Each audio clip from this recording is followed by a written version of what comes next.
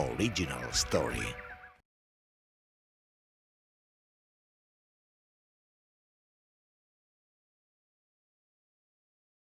Bonjour Bernard, Bonjour Claudia. enchantée. Claudia Vasquez de Original Story, je suis fondatrice de cette agence de marketing hybride puisque nous sommes spécialisés dans le secteur agroalimentaire et alimentaire et des ingrédients depuis l'Espagne, depuis Barcelone, vers le monde entier. Et je suis aussi journaliste pigiste dans ces mêmes secteurs. Et j'ai l'honneur d'avoir avec nous, ici, Bernard Boutboul, qui est le président et le fondateur de Gira Conseil. Bernard, tu es à Paris, en France, et tu as créé, il y a plus de 30 ans, ton propre cabinet de conseil sur le secteur de la restauration. Déjà, faire un petit aperçu sur cette expertise que vous avez du CIAL Paris. C'est un assemblage de différents pays, donc c'est vraiment un aperçu sur les tendances alimentaires. C'est bien ça, Bernard? Tout à fait, les tendances alimentaires dans le monde, exact. Et l'une des tendances que j'ai remarquées, c'est que les familles sont restées à la maison confinées. Elles ont été très saines, elles ont pris des mesures très saines pour leur propre choix d'ingrédients, mais à la fois, et paradoxalement, quand elles allaient au restaurant, eh bien, elles se relâchaient. Et c'est comme on a parlé auparavant avec Bernard, on parlait en France d'une schizophrénie alimentaire. Parle-nous en plus, s'il te plaît.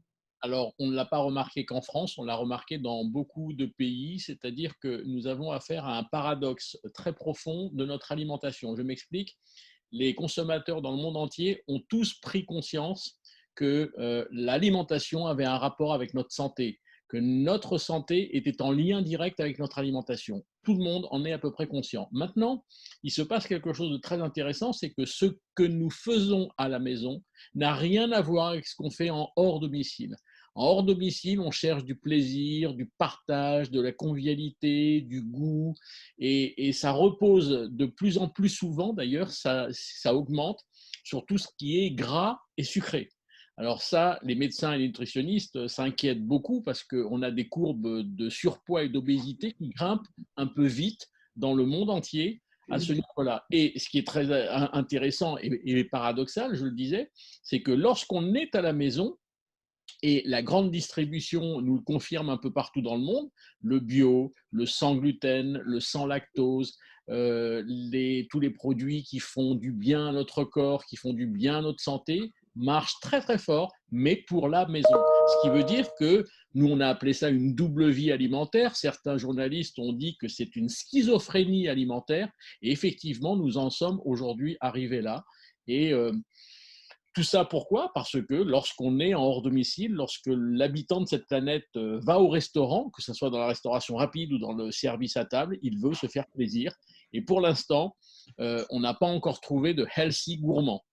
Et c'est ça le problème, c'est qu'aujourd'hui, il y a une grosse recherche qui est en train d'être faite pour faire du healthy gourmand. Et le gourmand, c'est le goût. Et comment faire du healthy qui n'est pas triste? Parce qu'aujourd'hui, les consommateurs ont compris, je le répète, qu'il y a un lien entre leur alimentation et la santé, mais ils ne veulent pas de healthy punition. Je rajouterais juste, Claudia, quelque chose d'important. La conséquence de tout ce qu'on vient de dire là, c'est que les industriels de l'agroalimentaire, les fabricants et les artisans sont maintenant obligés d'avoir 2 lignes de production pour le même produit, évidemment. Faisons le lien avec justement cette alternative dont nous parlions, avec le lien avec le Covid, puisque tu as cette expérience de plus de 30 ans dans le secteur de la restauration. Est-ce qu'il y a des mesures qui ont été prises? Bien sûr, tu en as vu, on voit tous qu'il y a le click and collect. Tu as très bien partagé sur des vidéos différentes tendances de click and collect, faire la commande au restaurant par téléphone ou à travers l'application et après le retirer au restaurant. Est-ce que tu pourrais nous citer d'autres initiatives qui pourraient inspirer nos spectateurs? Alors, évidemment, la livraison et le click and collect, c'est vraiment le réflexe le plus courant partout sur la planète quand les restaurants sont fermés et quand les gens sont confinés. C'est normal. Mais il y a d'autres possibilités aujourd'hui de développer du chiffre d'affaires avec un restaurant fermé. J'en citerai quelques-uns. Les hôtels, qui ne sont pas des entreprises plutôt tournées vers la restauration, mais plutôt vers l'hébergement, en post-Covid, on n'est pas vraiment en post-Covid, mais je dirais en alternative au Covid, ils sont en train de se poser beaucoup de questions sur la restauration. Vont-ils continuer à faire de la restauration? Et beaucoup d'entre eux n'ont plus envie de continuer à faire de la restauration. pourquoi les restaurants ne proposeraient pas de rendre service aux hôtels pour s'occuper de leur petit déjeuner, de leur déjeuner et de leur dîner et du room service. Autrement dit, mettre des plats à leur disposition dans les hôtels pour qu'eux puissent rendre service aux gens qui dorment dans les hôtels. On a fait en France, je ne sais pas si dans le monde entier ils ont fait la même opération. Burger King International a eu une idée que je trouve fantastique, qui est de dire pendant que nos restaurants sont fermés, le Whopper vous manque. Eh bien, nous avons une idée à vous proposer. Eh bien, c'est que on va faire en sorte que le Whopper, vous allez pouvoir le faire chez vous. Et on va faire avec du retail et avec une plateforme de livraison. On va vous livrer chez vous de quoi faire le Whopper et on va vous expliquer comment le faire. Et là, je trouve ça que c'est une idée très intéressante. Et quand on a vu ça de la part de Burger King, eh ben, on a dupliqué ça avec les étoilés Michelin. Les étoilés Michelin qui aujourd'hui proposent de se faire un super repas à la maison avec des producteurs, avec des meilleurs ouvriers, avec des fromagers, des agriculteurs, des éleveurs. Et se regrouper pour livrer les consommateurs chez eux pour qu'ils puissent faire un repas avec évidemment moins de facilité que le repas gastronomique à la maison.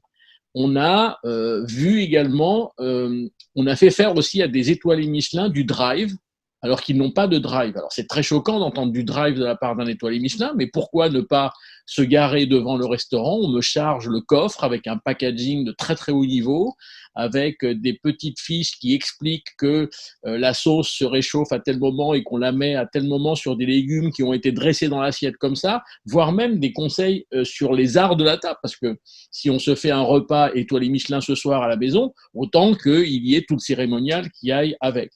Il y a aussi d'autres idées comme les dark kitchen internes. Alors, la dark kitchen, on sait ce que c'est, mais une dark kitchen interne, c'est quoi? C'est vous avez un restaurant, créez une marque virtuelle qui n'existe pas, enfin qui existe, elle est virtuelle, dans laquelle le consommateur ne pourra pas venir puisque c'est une marque virtuelle qui est uniquement dédiée à la livraison.